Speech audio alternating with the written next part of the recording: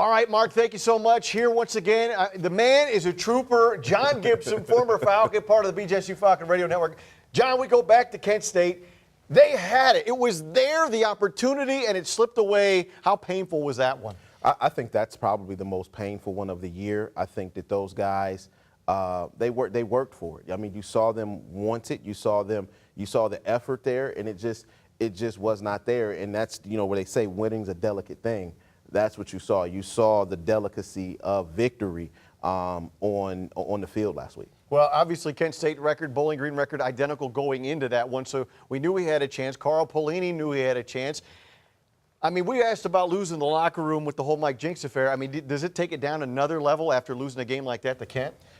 I think whatever damage has been done has been done. Okay. Any damage that can be done is going to be done. Any guys that have mentally checked out, they're gone. The guys that are still locked in, they're still locked in.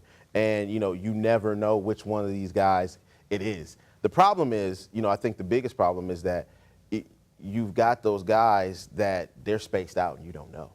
And that's kind of the problem. It's the tough part. I think that, last week they looked engaged.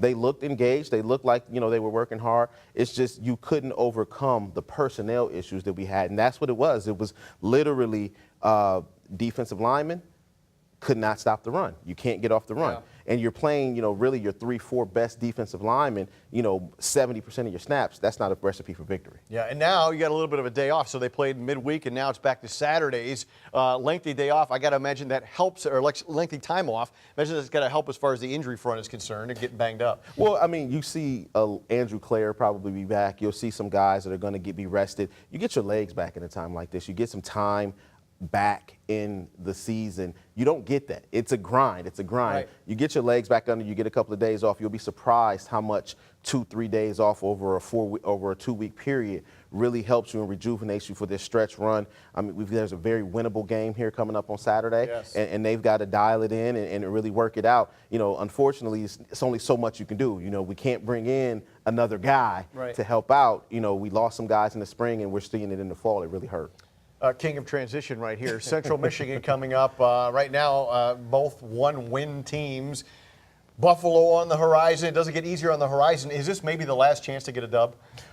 I mean, I guess if you were a prognosticator, you'd say yes. I think that, this is an opportunity to go up there, to get a victory, to put some things on film. I mean, for the new coach.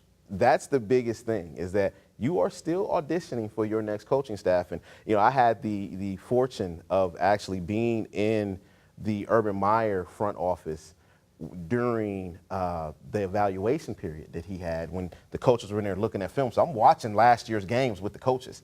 And it was really funny to see the way that, who is this guy? Who's this guy? And so they're going to scrutinize this year's tapes.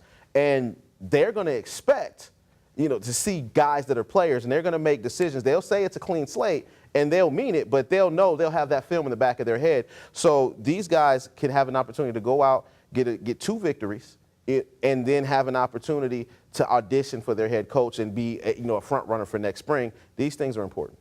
Love it. Great insight from John Gibson, former BCSU Falcon and current member of the BCSU Falcon Radio Network. Mark Isig.